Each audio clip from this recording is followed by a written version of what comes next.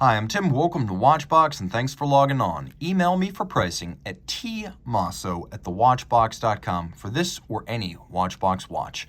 Today, we're discussing a rarely seen yellow gold Patek Philippe 5711J, the yellow gold Nautilus made from roughly 2007 to 2009. This is an uncommon version of a timepiece that is otherwise ubiquitous on social media. Go ahead, try to find it in yellow gold. Precious few photos exist.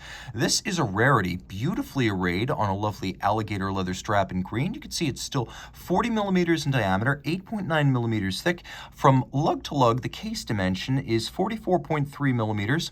End link to end link, the total distance across the wrist is 49.7, but really the watch doesn't wear quite as large as that span would imply.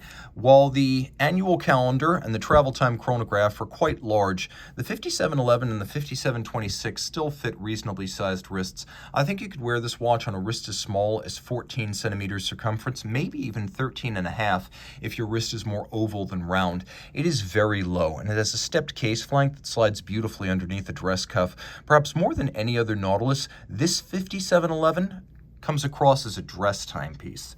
Let's take a quick look at the hardware and the software. As I like to say, you'll appreciate that this is a brand new Patek Philippe factory strap, calfskin on the bottom, no crimping, no gouging, large rectangular scale, semi-gloss, green alligator leather on the top, substantially bolstered with a folded edge. The timepiece includes a full deployant clasp, and especially on bracelet-clad Nautilus models, we're not used to seeing the Nautilus deployant. It's a good piece.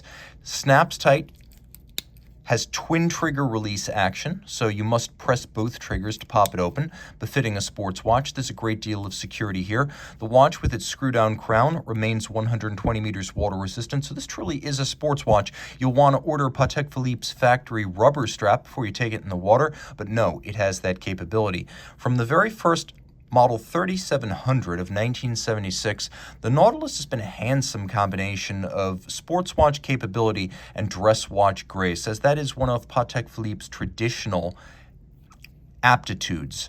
Dress watch grace. Now, of course, Gerald Genta penned the Nautilus as a stainless steel sports watch, really an evolved version of his own Royal Oak from 1972. To that end, there's a little bit more of a fully realized inside-out aesthetic to the Nautilus, whereas on a Royal Oak you have a rounded polygon for the outer bezel. The inner bezel, the dial, and the sapphire are all circular, whereas here, inner bezel, outer bezel, dial, and sapphire all have the same rounded-off faceting, so there's a design congruence here that's missing on the Royal Oak. You can see the watch has a layered case construction, 3 pieces, case back, mid-case, and then the bezel structure. You can see the bezel structure is cinched down by flanking bolts that hold it to the mid-case. We have a screw-down crown. We have a combination of polish and satination. You can see the brushed finish versus the polish. These elements contrast beautifully, and it is a laborious, handcrafted process to create these components. The dial has the signature Nautilus striations running from 9 o'clock to 3 o'clock, but here in a lovely opaline, lightly frosted silver white with yellow gold hands as well as indices. We'll do a quick lume shot here. Plenty of lume. And the date disc, although not expressly chosen to match the dial base, does actually match the dial base color. The watch does not have hacking seconds, but is well known among Patek collectors. You can apply a little bit of back pressure and stall the seconds hand wherever you want it, effectively hacking the watch. But there is a quick set system for the watch, as you can rapidly and easily just engage the quick set system for the date, so you can rapidly set the date should the watch run down or encounter irregular length months.